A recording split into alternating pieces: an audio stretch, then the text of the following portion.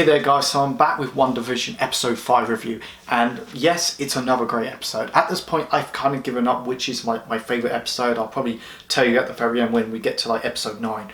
But yeah, this is a really important episode. So we kind of got a briefly told what happened. How did Wanda acquired Vision's body? I mean, it's apparently been dissected, and I was scratching my head at the time because I felt like maybe the Avengers must have said no, he's not used for project purposes, for experimental stuff. I mean, they respect him as a hero, so why did they do that? But it has been like 5 years, so somebody must have done it behind their backs.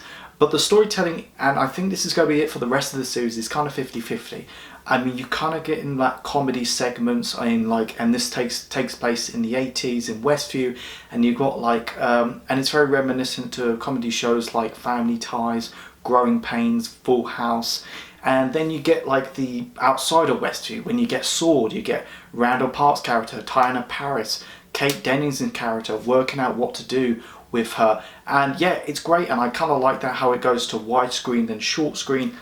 It's great. Let me just say, Wanda is great in this episode. She is just so manipulative, and the way she comes out of the dome with that drone, she chucks at them, how dare you.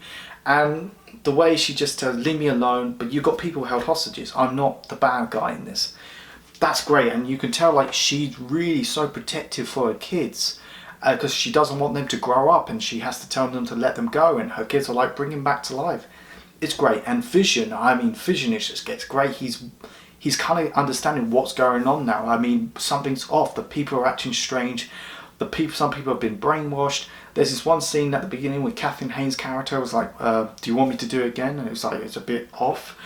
But at the very end, when Vision loses his shit, why aren't there any kids in this? Why is the playground empty and stuff? That's just great. And yeah, it's just great stuff. One of the things I loved about this episode is that in Endgame, Wanda could have killed Thanos if he didn't unleash a blitz. And then Randall Park's character said like, oh, I can argue that Captain Marvel almost took him down.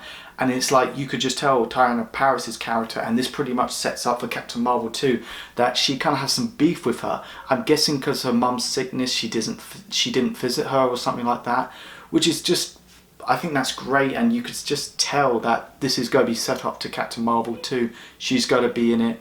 So this episode has kind of established now that Wanda can manipulate reality, and I don't know whether or not this is the best episode, but I will say this is probably the most important episode, not just for WandaVision but for Phase 4. I mean, at the very end when Wanda opens the door and you think, oh my god, it's going to be Quicksilver. And yes, I kind of knew straight away that it was going to be Evan Peters' interpretation of Quicksilver from the X-Men movies. And the way that Kate Dennings is like, oh, they recast Petra, and it's like, that's a common thing that happened in sitcoms, because I'm currently watching Fresh Prince of Bel-Air, and when you get to season 4, they recast Aunt Viv. So yeah, but yeah, we finally get in touch with the X-Men universe, which is great. Evan Peters is great. I mean, I loved him in Days of Future Past and Apocalypse. I hated the fact he did nothing in Dark Phoenix. I just hate Dark Phoenix as a film. But yeah, that was just pretty cool. But yeah, this is kind of setting up Phase 4 for the new Spider-Man films, and when we get to like Doctor Strange 2, Multiverse of Madness, whatever you call it. But yeah, I mean, whether or not this is actually the Quicksilver from the X-Men films, or maybe this is Evan Peters as Quicksilver, but it's a kind of a different interpretation from the universe. I'm hoping this is the Quicksilver from the X-Men movies, because this can open the doors to so many possibilities. And here's a theory. I think at the last episode there's going to be a hidden cameo, a brilliant cameo, and I think, if I had to put my money on it, originally in my head I thought it was going to be Ultron, but I think it's going to be Magneto, and I'm hoping, a lot of people said, oh, it could be Ian McKellen. I really want it to be Michael Fassbender, because I just love Michael Fassbender.